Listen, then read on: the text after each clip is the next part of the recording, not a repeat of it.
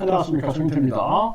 사기 국제결혼 문제가 지금 심각한 문제가 되고 있어요. 그래서 위장 결혼을 하는 거죠. 그래서 위장 결혼을 하고 이미 한국에 와 있는 자기의 애인 또는 남편과 살기 위해서 한국에 위장 결혼을 하는 경우도 있고, 또는 베트남 같은 경우에는 베트남에 이러한 결혼을 한 그러한 사람 또는 자기 애인 이러한 사람들을 데려오기 위하여 사기 국제 결혼을 하는 그러한 사례들이 보도가 되고 있는 그러한 정황입니다. 이게 베트남뿐만 아니라 개발도상국 국가와 관련되어 있는 다양한 사기 국제 결혼 문제가 터지고 있는데, 물론 행복하게 잘 사시는 분들은 축복을 해드리고 그분들은 잘 살기를 기원을 합니다.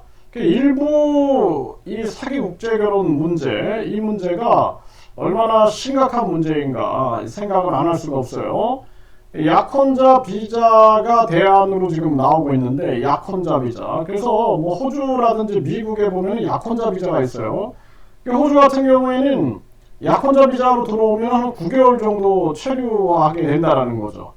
이게 대안이다 이렇게 지금 얘기를 하고 있는데, 현실을 모르는 거예요, 이 사람들이. 왜냐하면 약혼자 비자로 해가지고 한국에 들어와가지고 그래가지고 바로 도망가 버리는, 그 불법 체류로 전락해 버리는 그 상황은 어떻게 할 거냐라는 것입니다. 왜냐하면 대한민국에 유학생으로 위장해서 들어와서 불법 체류하는 경우, 근로자로 위장해서 불법 체류하는 경우, 또 심지어는 외국인 환자 한국의 의료 치료를 받기 위해서 왔다 하면서 불법 체류하는 경우, 또는 종교 비자를 이용해서 불법 체류하는 경우, 또 난민 비자를 통해서 불법 체류하는 경우, 관광 비자를 통해서 불법 체류하는 경우, 이게 아주 굉장히 다양합니다. 그렇기 때문에 약혼자 비자를 가지고 들어왔다, 이들의 목적이, 사기 국제 결혼을 하고자 하는 자들의 목적이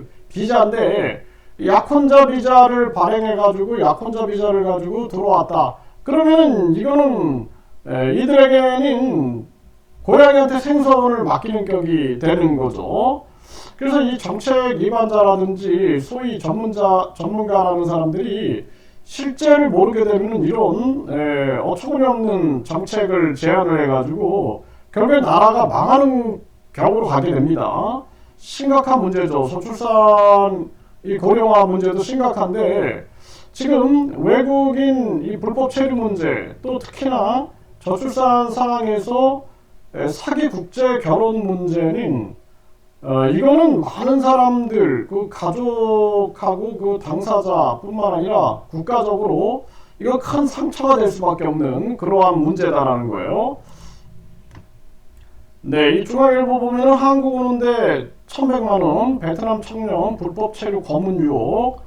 그러니까 한국에 가는데 이렇게 돈이 거래가 되고 있는 거예요. 이게 무슨 인간 시장처럼 유학 갈 때도 뒷돈이 막 오가고, 그리고 그 돈을 심지어는 영사들이 돈을 받고 비자를 발행해 주는 경우, 이런 사례들이 터졌죠.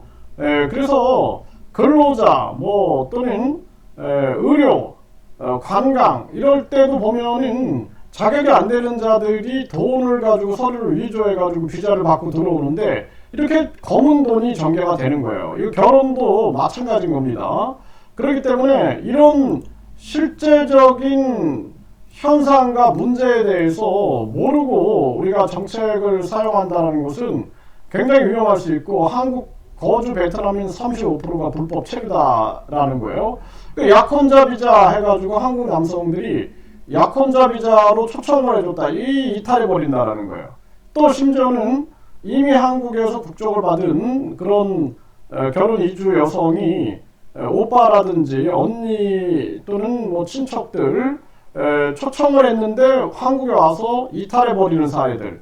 그러니까 한국행이 목적이다 그러면 이탈이 이루어진다라는 거예요. 그래서 35%가 불법 체류자다라는 거예요. 이게 결국에는 월 평균 215만원 벌어. 이 돈이 목적이고 한국 가는 게 목적인 사람들한테 약혼자 비자는 굉장히 위험할 수 있다는 거예요.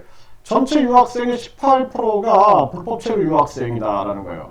그러니까 이 뭐 미국 유학생 뭐 이런 학생들은 불법 체류할 이유가 없겠지만 이거를 예를 들어서 나라별로 이거를 조사해봐야 돼. 나라별로 조사를 해보게 되면은 이게 어떤 나라가 얼마나 많은 불법 체류를 하는가 이 퍼센트 비율이 굉장히 많이 올라가겠죠. 전체 유학생으로 볼 문제는 아니라는 거예요. 미국이나 캐나다, 뭐 호주 유학생들이 뭐 일본의 유학생들이 한국에 와서 불법 체류 안 하겠죠. 그런데 뭐 예를 들어서 뭐 라오스라든지 베트남이라든지 우즈베키스탄이라든지 중국이라든지 이런 거를 사안별로 봐야 된다는 거예요. 이런 부분들이 심각한 문제다라는 거고, 4년 만에 외국인 유학생 불법 체류 365%가 올라갔다. 이거 연합뉴스에서 이렇게 보도한 바가 있어요.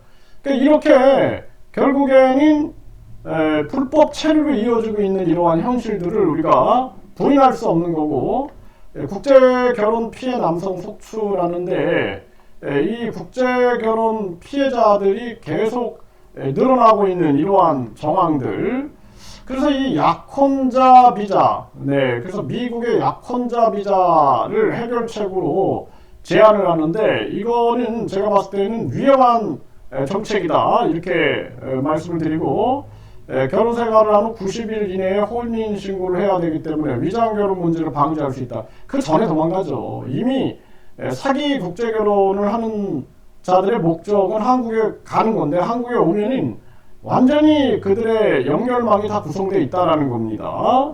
그래서 그리고 이 결혼 이주 여성에 대한 상담 업무를 맡고 있는 대한법률구조공단과 다문화가족지원센터에서 국내 남성 피해자 지원 업무를 병행하는 것도 당연한 거죠. 이게 다문화가족지원센터에서 남성 피해자 지원 업무를 이거를 병행하는 것이 굉장히 중요한 일이다라는 거예요. 자격만료 어떻게 국제결혼 장애물된 한국어 시험.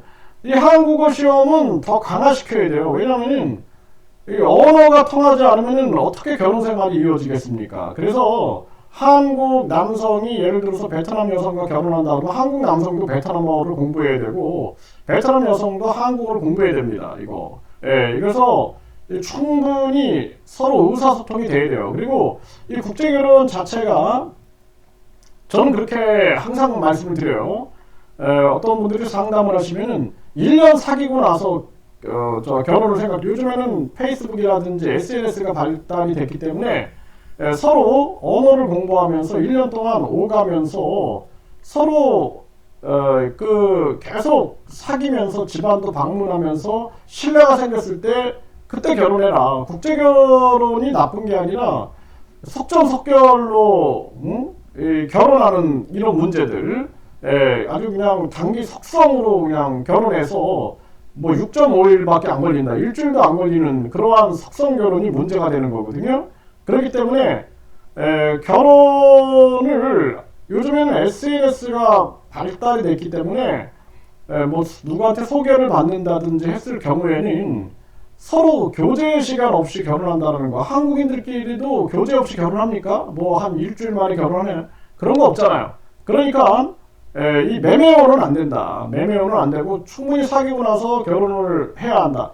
아니면 이게 자꾸 사회 문제가 되니까 국민들 부담만 늘어나는 거예요. 결국에는 국민 세금 부담만 늘어나게 되는 겁니다. 이거 국제 결혼 피해자 또 상담 뭐 이 인력을 배치하고 센터를 만들고 하면서 국민 세금만 늘어나게 되는 거예요. 그래서 국제 결혼에 대해서 뭐 시골 총각 결혼 보내기 뭐 이런 거 하지 말고 결혼을 국제 결혼을 할 시에는 최대한 1년 동안 교제 기간을 가져라. 그래서 말도 안 통하는데 무슨 결혼을 하나. 그러니까 서로 그 나라의 언어를 공부하면서 가족 방문도 하면서 충분한 교제를 하고 나서 결혼을 해야 한다라는 부분들을 명확하게 홍보하는 게 중요하죠.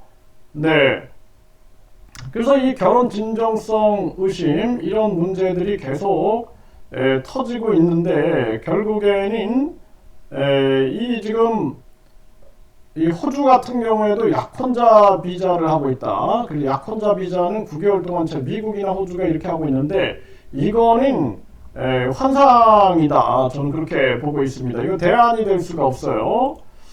네, 그래서 이 사기 국제 결혼, 뭐 외국인 유학생들도 가짜 유학 와가지고 이탈하는 판국에 이 국제 결혼을 약혼자 비자를 발행해 준다면 많은 남자들이 이 약혼자를 초청하게 되고 그들이 불법 체류하게 돼서 나라 망하는 쪽으로 갑니다. 이거는. 그리고 지금 저출산의 대안을 외국인으로 지금 내세우고 있는 정부도, 그리고 또 이 국제 결혼이 급증하고 그 속에서 사기 국제 결혼이 급증하고 있는데 정부 차원에서 이거 예방 홍보도 해야 되고, 그리고 국제 결혼은 번개불에 콩고 먹듯이 하면 안 된다. 충분히 그 나라 언어를 공부하고 충분하게 교제를 한 다음에 해라.